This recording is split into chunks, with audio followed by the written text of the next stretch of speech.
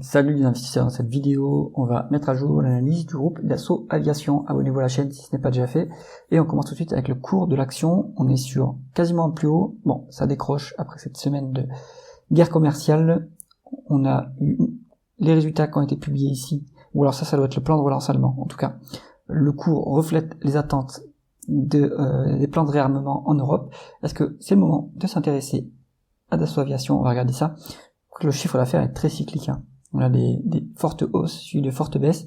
En médiane, on a 9% de croissance. Sur 2024, on a fait 29% de croissance du chiffre d'affaires. C'est excellent.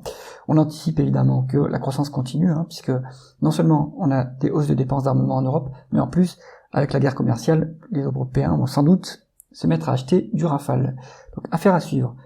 Maintenant, on est sur un dossier de croissance. Alors, l'évolution des taux de marge. On est sur quasiment 40% de taux de marge brut, ce qui est pas mal, donc l'entreprise arrive à monter ses prix. Un taux de marge d'EBITDA à 10,5%, qui est en dessous du taux de marge net. Alors comment ça s'explique? Il y a des participations, notamment une participation dans Thales pour Dassault Aviation, et donc on a du résultat mis en équivalence qui vient gonfler le résultat financier. Donc, le taux de marge net, calculé par Covify en tout cas, est au-dessus du taux de marge d'EBITDA. Bon, ce qu'on peut noter en tout cas, c'est que le taux de marge d'EBITDA, lui, il est très stable, donc on maintient l'efficience opérationnelle, c'est pas mal. Et le taux de marge net est quasiment au plus haut, donc on a réussi, alors, avec l'aide des participations évidemment, à bien monter le résultat financier. Et donc ça c'est excellent. Donc très bon management sur Dassault Aviation. Ensuite, la conversion des bénéfices nets en free cash flow. On est sur des free cash flow qui sont beaucoup plus élevés que les bénéfices nets. Alors, comment ça peut s'expliquer? On est sur un BFR fortement négatif pour Dassault Aviation, donc ça permet de générer beaucoup de cash, d'avoir une forte génération de cash flow opérationnel. Ensuite, on a potentiellement, donc cette variation du BFR, elle est venue aider la génération de cash. On a 26 milliards, c'est excellent.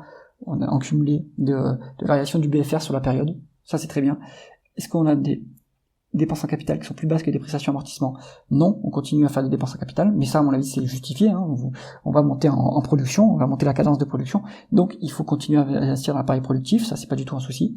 Et est-ce qu'il y a des other non-cash items?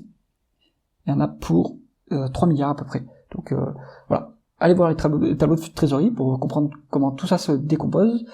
Ce que gagne réellement l'entreprise en fait c'est plus reflété par les free cash flow que les bénéfices nets, donc vu qu'il n'y a pas de dette, on pourra utiliser les free cash flow pour valoriser l'entreprise.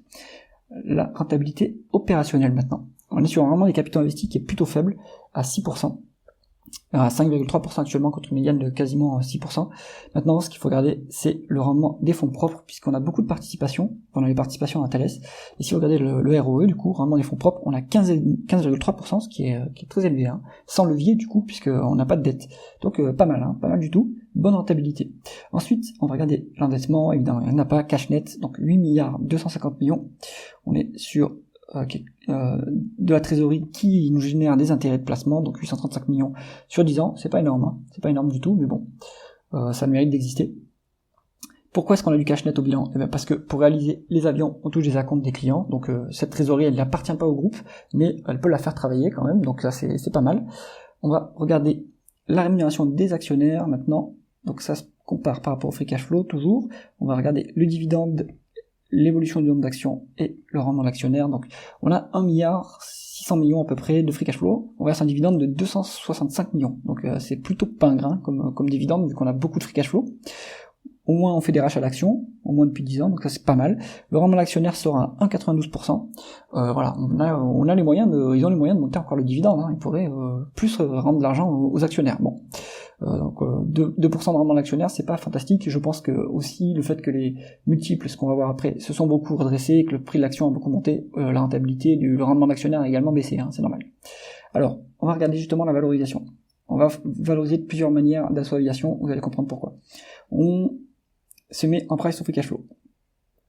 Il y a donc pas de décote, on est sur 8,9 sur le multiple médian sur 10 ans.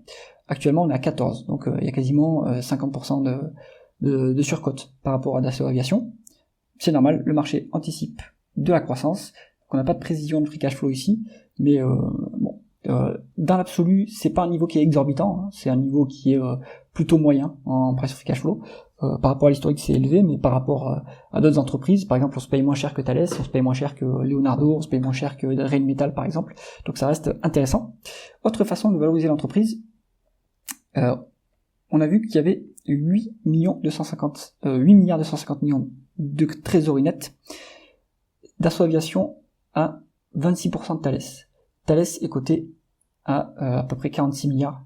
Si vous faites la somme participation de Thales plus trésorerie, vous êtes à peu près à 22 milliards. Donc en fait, si vous achetez du Dassault Aviation, vous avez la trésorerie plus la participation et tout le reste gratuitement.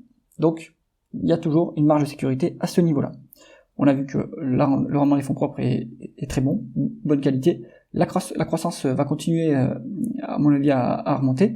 Donc, on n'est plus sur un dossier value, ici, ce qui est ma stratégie d'investissement. On est plutôt sur un dossier croissance maintenant, mais croissance à prix raisonnable avec une marge de sécurité un peu particulière. Il y a les participations et la trésorerie nette. Donc, intéressant à aller creuser.